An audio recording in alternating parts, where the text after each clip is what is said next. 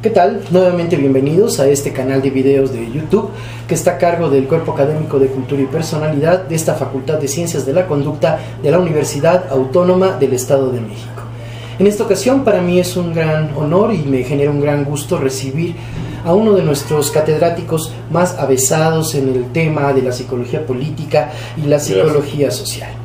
Estoy hablando del doctor Jaime Rodolfo Gutiérrez Becerril, que es catedrático de tiempo completo en esta Facultad de Ciencias de la Conducta, y lo hemos invitado para que nos dé luz respecto de qué es un movimiento social, desde cuándo hemos tenido estos movimientos en nuestro país, incluso en el Estado, y bueno, qué podemos hablar de los movimientos actuales. Doctor, pues bienvenido, muchísimas gracias por aceptar esta invitación y bueno, ¿cómo podemos definir los movimientos sociales? ¿En qué consisten? ¿De qué se tratan? ¿A dónde apuntan? Nuestros seguidores con mucho gusto lo van a escuchar. Gracias, doctor. Pues en principio agradecer esta invitación para tan importante espacio académico. Y sí, en efecto, ahorita muchos ciudadanos están inquietos por el incremento de movilizaciones en las calles, en las vías públicas, en las instituciones. Pero como usted bien dice, estas movilizaciones, aunque tenemos nuevas expresiones, no son en realidad una novedad. En efecto, cualquier sector de la sociedad civil que se movilice en reivindicación de sus derechos, en demanda de las prerrogativas que como ciudadanos tienen y que consideran que no son satisfechas, son los elementos que originan el movimiento social. Un movimiento social, para distinguirlo, es que es una acción colectiva de sociedad civil fuera, eso es lo importante, fuera del sistema político. O sea, el movimiento social no depende del Estado, no depende del mercado. No lo impulsa el Estado, no lo impulsa el mercado. A veces vemos manifestaciones en la calle donde vemos agrupaciones políticas y que se manifiestan como tales, como una expresión de la sociedad, pero en realidad no son movimiento social, son organización política, incluso partidaria. La confusión viene en el uso de la vía pública. Vemos una manifestación y pensamos automáticamente que es movimiento social. No, ese es un error. No porque se esté ocupando la vía pública es movimiento social. Puede ser organización política, pueden ser hinchas o barras bravas deportivas, o puede ser alguna otra expresión desde el Estado o desde el mercado. El auténtico movimiento social es cuando no tiene ninguna liga partidaria ni con ninguna instancia gubernamental, ni depende de ningún factor del mercado.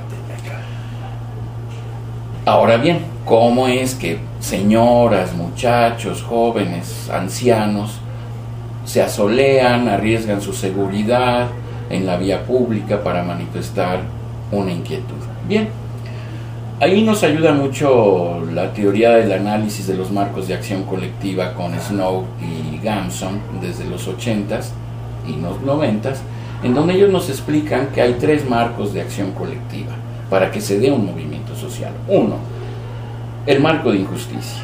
Perfecto. Si las personas, si el ciudadano, si el trabajador, si el campesino, si el estudiante no siente ninguna injusticia, no se moviliza. No hay movimiento. No hay movimiento. No se organiza. Social, no hay un elemento en torno al cual se reúnan. Sí, y es un elemento psicosocial. Claro. Si yo no percibo injusticia, no asumo posición. Perfecto. Entonces, el primer asumir la injusticia, que puede ser en distintos órdenes, es lo que activa. No automáticamente se involucra en el movimiento, pero activa al sujeto, al ciudadano. Claro. ¿En qué orden se dan las injusticias? Pues en el orden material. Cuando las comunidades no tienen el equipamiento que como ciudadanos merecen y que el Estado está obligado a proporcionar. Ese es un primer aspecto. O sea, no hay drenaje, no hay luz, no hay servicios médicos, no hay seguridad. No hay agua. No hay agua. Eso no lo meten los ciudadanos. Los ciudadanos tienen a sus mandatarios en los tres niveles de gobierno para que lo hagan. Para eso se les está pagando. Fíjese que esto que dice usted es algo muy interesante. Recién hice una entrevista más con el que fue coordinador del Centro Interamericano de Recursos del Agua y me comentó que justamente, por ejemplo, la falta de agua fue uno de los detonantes de la Revolución Mexicana. O sea, sí, entre muchas otras cosas, claro, ¿no? sí. Pero esa falta del recurso fue un elemento que aglutinó a un grupo de personas que se fueron organizando y pues generaron un pues en este importante. lo podemos también vincular. Uno de los primeros movimientos sociales aquí en el Valle de Toluca se da en Calimaya. En Calimaya, exactamente. Sí.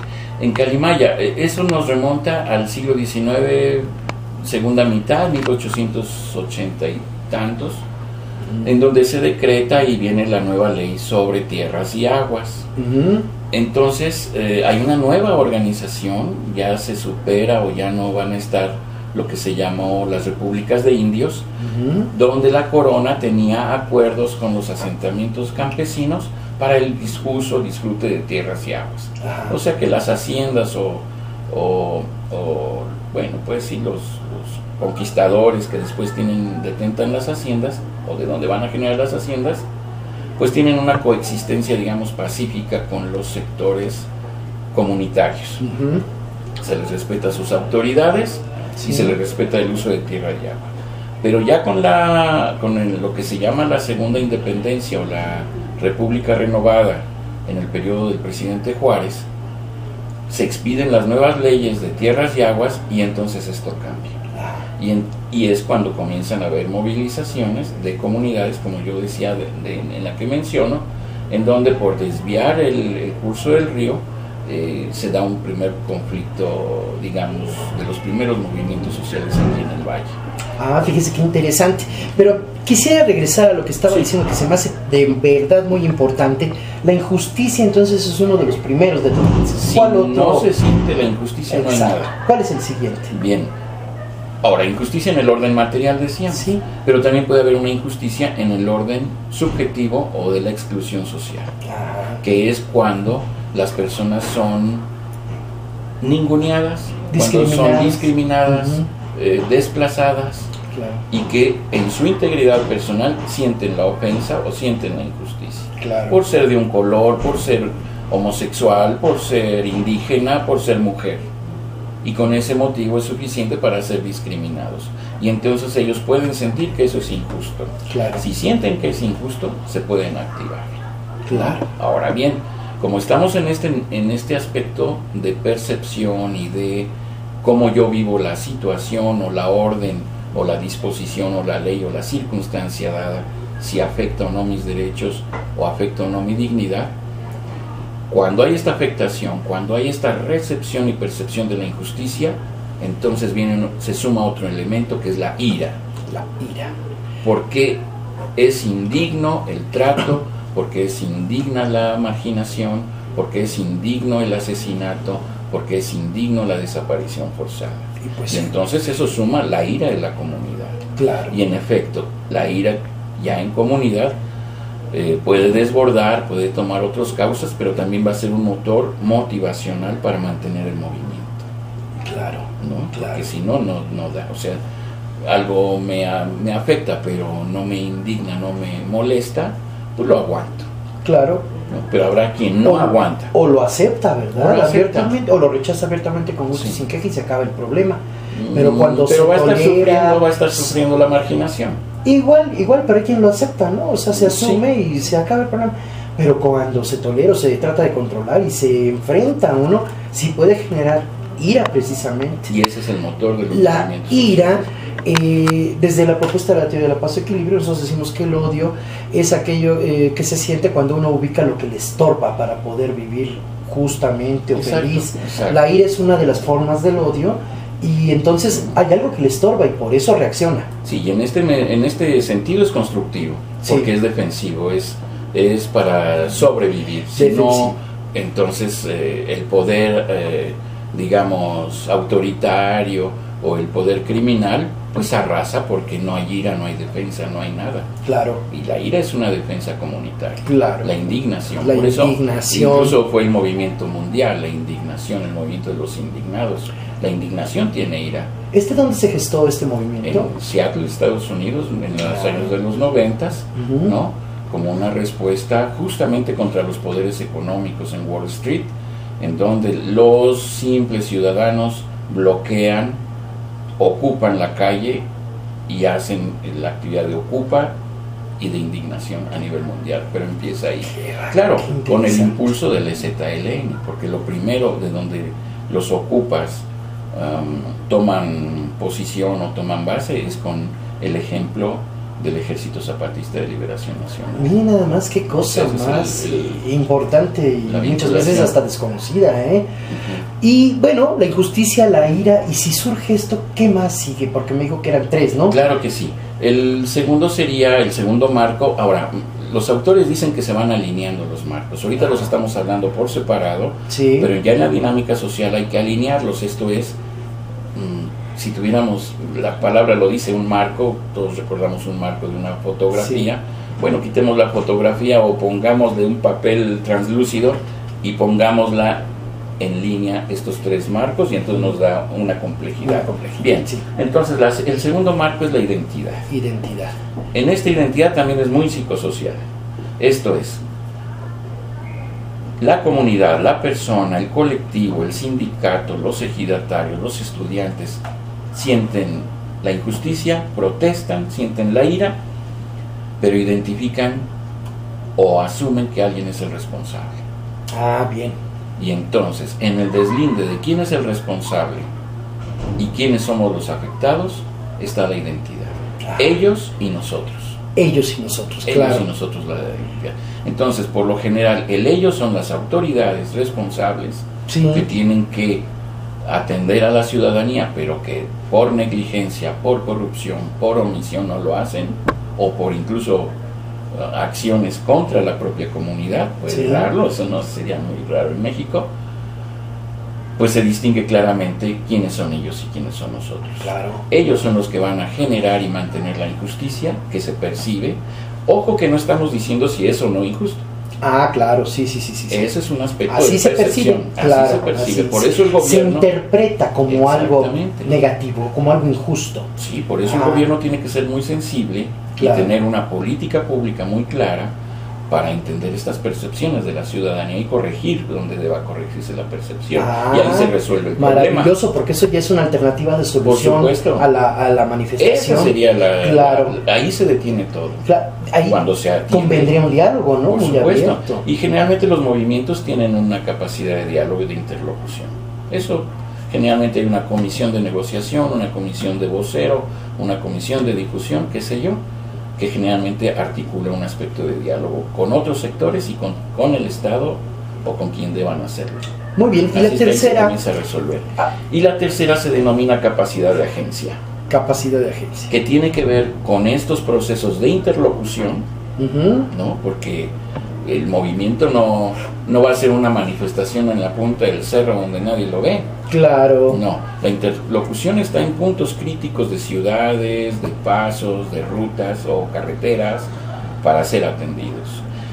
Los movimientos, por supuesto, que saben que afectan a terceros, saben que es algo que están dañando en el proceso a veces laboral, recreativo, de transporte o la vida simple cotidiana que todo el mundo tiene derecho, pero que se han visto forzados a hacer eso.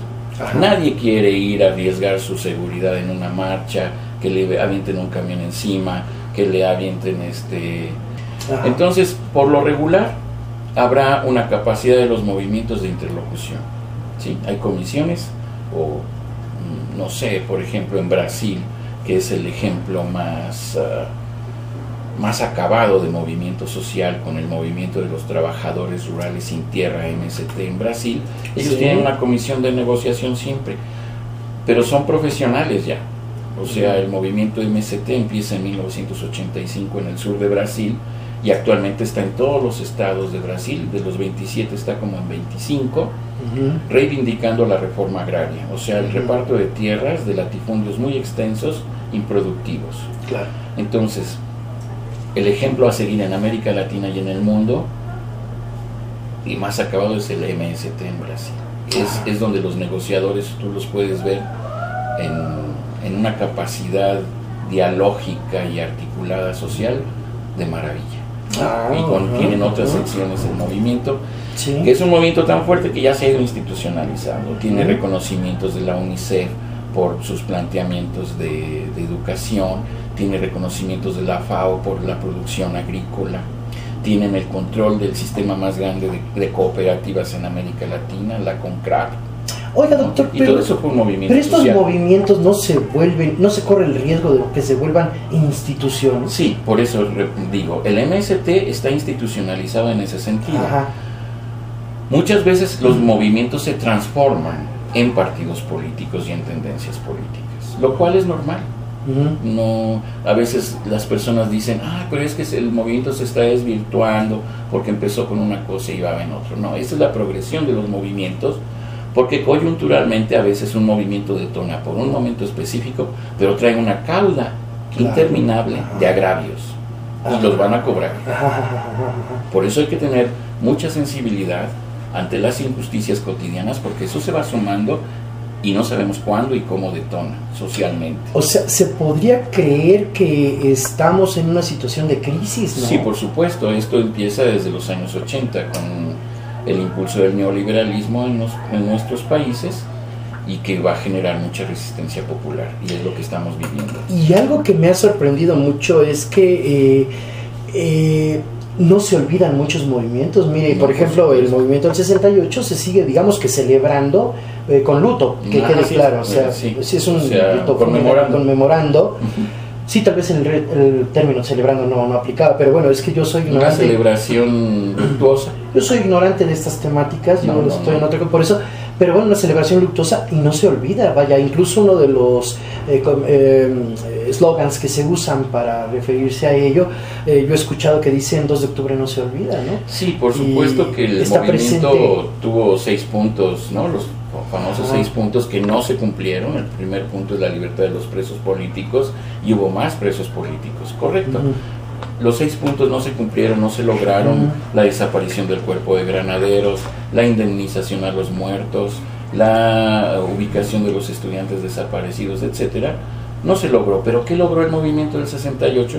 Pues la posibilidad de que estemos ahorita conversando esto, porque abrió puertas para la lucha de derechos humanos, derecho de género, derecho de expresión. Entonces, los muertos del movimiento del 68 nos permiten estar aquí. Incluso aquí mismo, este mismo espacio es debido a un movimiento social. ¿Por qué? Porque de 1934 a 1944-43, aquí en nuestra universidad, fueron 10 años de lucha por la autonomía. Y que implicó paros, implicó movilizaciones, y el asesinato de un estudiante distinguido, líder del movimiento, que lo asesinaron aquí en Jocotitlán, ¿no? Fíjese qué Entonces, cosa gracias más... a esa autonomía estamos pudiendo hacer este programa. Me sorprende usted enormemente, porque bueno, yo tengo 27 años de antigüedad en esta institución que amo de verdad profundamente, porque me ha dado todo lo que soy, óigalo bien.